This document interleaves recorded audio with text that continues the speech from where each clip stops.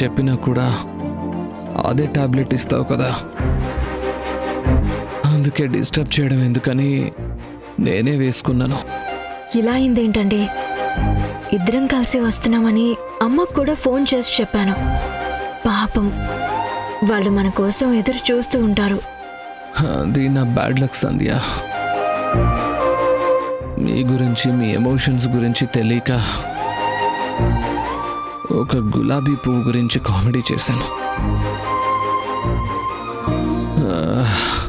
ఇంటి స్థలం గురించి ఏదేదో మాట్లాడి మిమ్మల్ని చాలా బాధ పెట్టాను కదా. అందుకే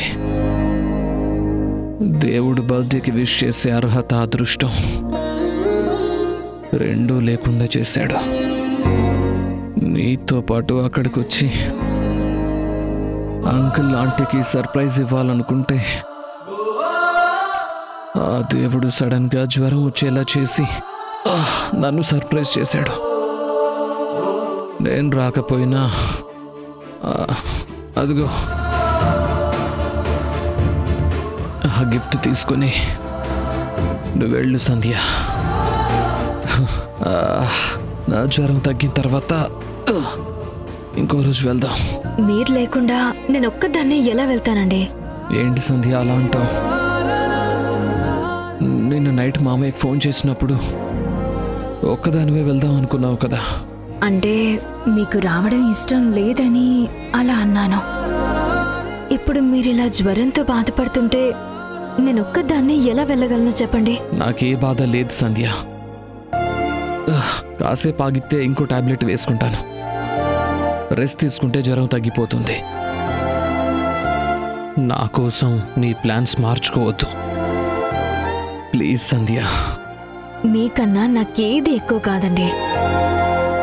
మిమ్మల్ని ఇలా జ్వరంతో వదిలేసి వెళ్ళినా నా మనసంతా మీతోనే ఉంటుంది.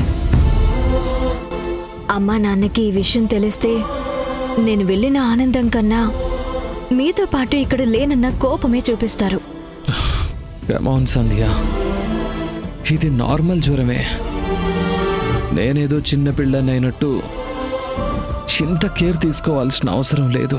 అవసరం ఏంటండి? ఒక భార్యగా ఇది నా బాధ్యత. ఈరోజు మీతోనే ఉంటాను, ఎక్కడికి వెళ్ళను.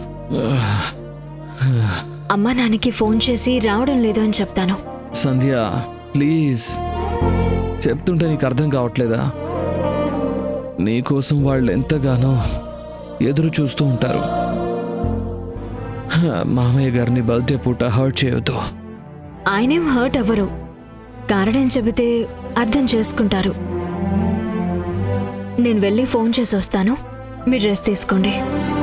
చెప్తే వినవు కదా. మీరు ఊరుకోండి, ఏం కాదులే.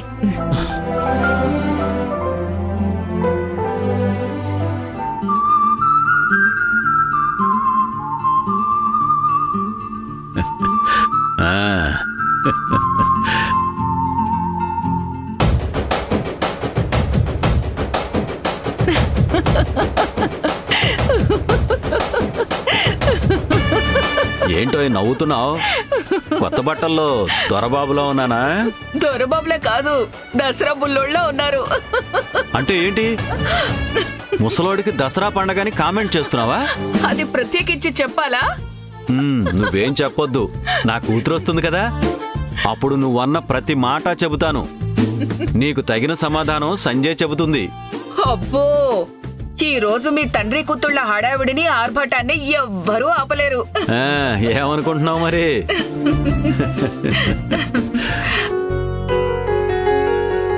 అమ్మాయి వాళ్ళు ఇంకా బయలుదేరలేదంటావా మరి? అవును మరి, మీరు హడావిడిగా కాకి స్నానం చేసి వచ్చారని వాళ్ళు కూడా ముందే వచ్చేస్తారనుకున్నారా? ముందే అని కాదు, సంధ్య నా ఎదురుగా నిలబడి పుట్టినరోజు శుభాకాంక్షలు నాన్న అని చెబితే వినాలని నాకు చాలా ఆశగా ఉంది. ఏమండి, ఈసారి మీకు అమ్మాయితో పాటు అల్లుడు కూడా శుభాకాంక్షలు చెప్తాడు.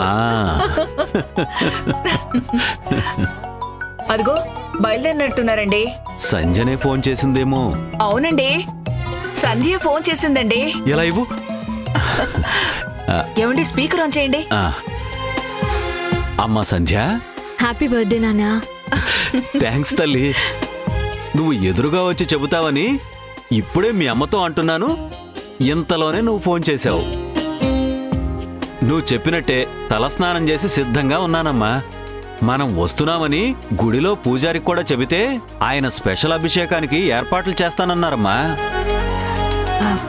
అమ్మా సంధ్య, ఇంతకీ మీరు బయలుదేరారా?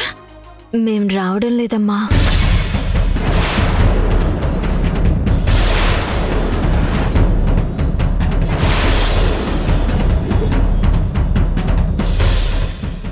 అదేంటమ్మా?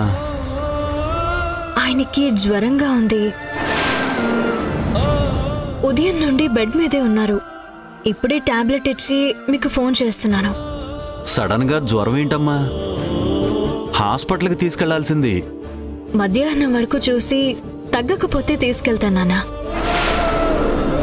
ఈ రోజంతా మీతోనే ఉండాలి, హ్యాపీగా గడపాలని చాలా ప్లాన్ చేసుకున్నాను నాన్న.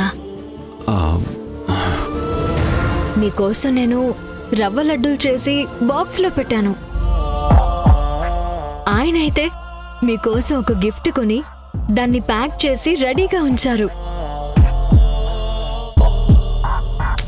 పుట్టినరోజు పూట రాలేకపోతున్నందుకు నాకన్నా ఆయన ఎక్కువ హర్ట్ అవుతున్నారు నాన్న.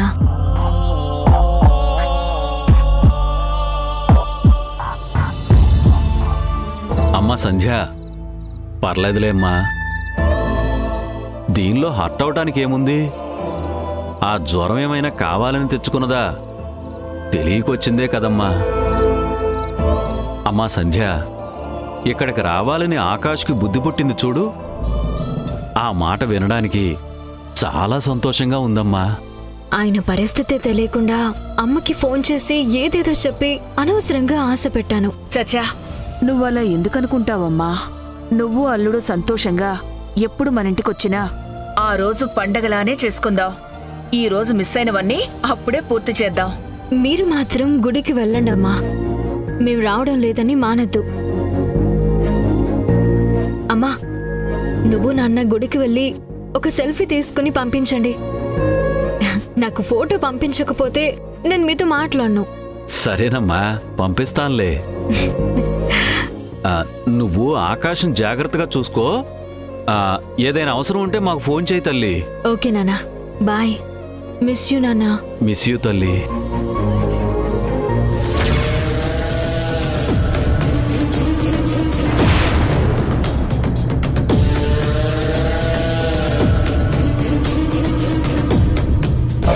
తల్లి చెయ్యని మేలు ఉల్లి చేస్తుంది. జ్వరం వస్తేనే గాని ఈ నిజం నాకు అర్థం కాలేదు.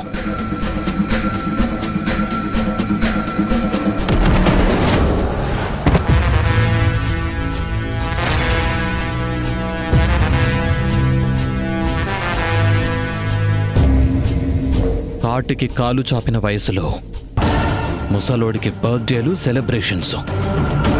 పండగైనా సంతోషమైనా అది నా ఇంట్లోనే ఉండాలి. నా సంధ్య ఎక్కడికి వెళ్ళకూడదు, ఎవ్వరికి సొంతం కాకూడదు. ఈ నీరసాన్ని కారణంగా చేసుకొని సంధ్య మనస్సుని ఇంటి గురించి తన నిర్ణయాల్ని మార్చుకునేలా చేయాలి.